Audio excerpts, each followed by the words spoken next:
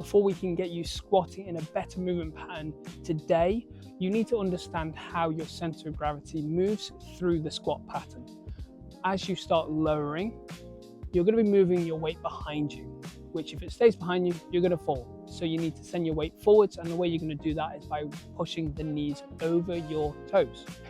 Now, there are a couple of things that can limit this, whether it be ankle or hip mobility, or then pain and restriction in the knee itself.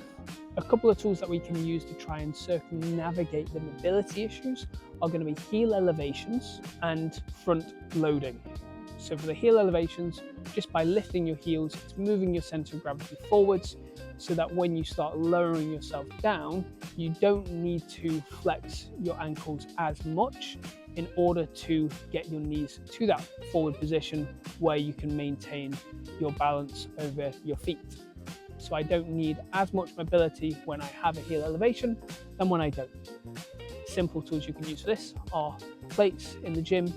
You can get slant boards or training shoes that will lift your heels.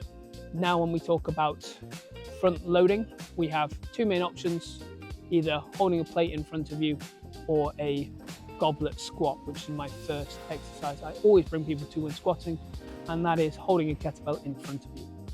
By extension of weight, you are moving your center of gravity forwards so that as you start pushing your hips back and lowering down, you stay much more balanced and you don't need to send your knees as far forwards in order to maintain that balanced position with your center of gravity over the middle of your feet.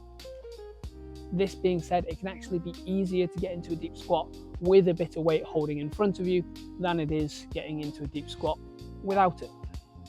The first tool we're going to use to try and overcome the pain and restriction you might feel in the knee is holding on to something. This can be a suspension trainer, it can be a squat rack, anything stable that you can put some weight into. By putting some weight into your hands, your knees and lower body will be experiencing a little bit less, training yourself into deeper and deeper ranges. The thing to watch out for here is that you're not putting too much weight into your hands and you actually are working through the lower body, so make sure you try, especially on the way up, to be pushing hard through the feet. Now, the aim isn't to use these tools on their own, it's to start using them to allow you to squat now and get better at doing the thing by doing the thing, while you then put in the extra work to open up your joints and to reduce the pain in any areas you have. If you want to find out more about how you're going to do that, either send me a message, put a comment down below, or continue in the video series.